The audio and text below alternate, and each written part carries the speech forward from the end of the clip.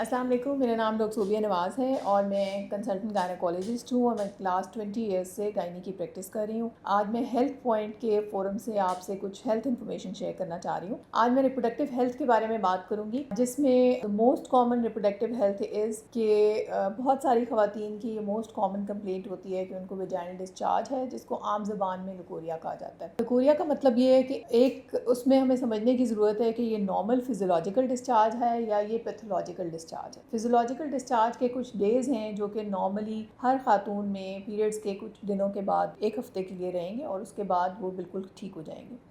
ये डिस्चार्ज वो होता है जो कि हार्मोन्स के इफेक्ट में एक नॉर्मल डिस्चार्ज होता है। उसका कलर डिफ्रेंशिएट करना ज़रूरी है with the pathological discharge. Pathological discharge के कुछ स्पेसिफिक कलर होंगे, उसमें आपका जो डिस्चार्ज है वो नॉर्मल कलर से वाइट से चेंज होकर येलो हो सकता है, उसके साथ कुछ स्मेल का आना, उसके साथ इरिटेशन होना, खारिश होना और पूरे महीने के लिए ये डिस्चार्ज ऑफ एंड ऑन रहना, उसका पीरियड्स के दिनों के साथ कोई ताल्लुक ना होना, ये एक एबनॉर्मल डिस्चार्ज शो करता है। अगर तो ये एबनॉर्मल डिस्चार्ज आपको साल में 3 दफ़ा होता है तो आपको इसके लिए फौरी तौर पे ट्रीटमेंट कराने की ज़रूरत है। अगर ये इनफ्रीक्वेंटली साल में एक दफ़ा है तो उसको आप नॉर्मल भी कंसिडर कर सकते हैं। अगर आप पर्सनल हाइजीन की बात करें तो सबसे मोस्ट कॉमन जो रेमेडी आप घर में कर सकते हैं वो प्रिवेंशन ये हो सकती है कि आप कुछ इंटीमेट वॉश, जो कि आपकी नॉर्मल बैक्टीरियल फ्लोरा, जो आपका नॉर्मल वेजाइनल फ्लोरा है, उसको मेंटेन करने के लिए इस्तेमाल किया जा सकता है। वो इंटीमेट वॉश आप डेली यूज़ करें और जब आप बेहतर हो जाएं तो मंथ में एक दफ़ा, वीक में एक दफ़ा, डिपेंडिंग अपॉन आपके गायनेकोलॉजिस्ट आपको क्या मशवरा दे रहे हैं उसके अकॉर्डिंगली आप वो यूज़ कर सकते हैं। अगर हम हेल्थ पॉइंट के फोरम से बात करें तो DDS1 वेजाइनल वॉश के नाम से एक वेजाइनल वॉश आ रहा है जो कि आपके नॉर्मल वेजाइनल फ्लोरा को मेंटेन करते हुए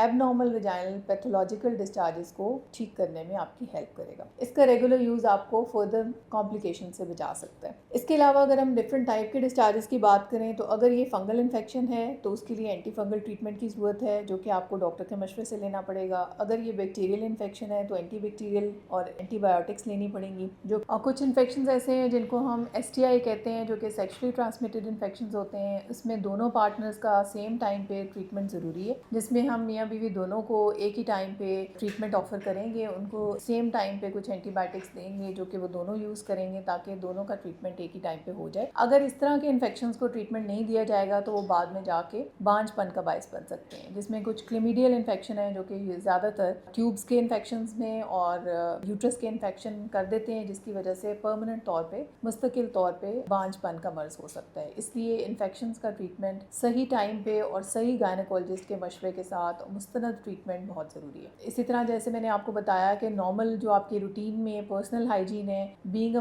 मुसलमान होने के नाते से हमें डेली अपने सफाई का ख़ास ख्याल रखना पड़ेगा ताकि हम इस most common type of infections या most common type of symptom से बच सकें। Thank you so much.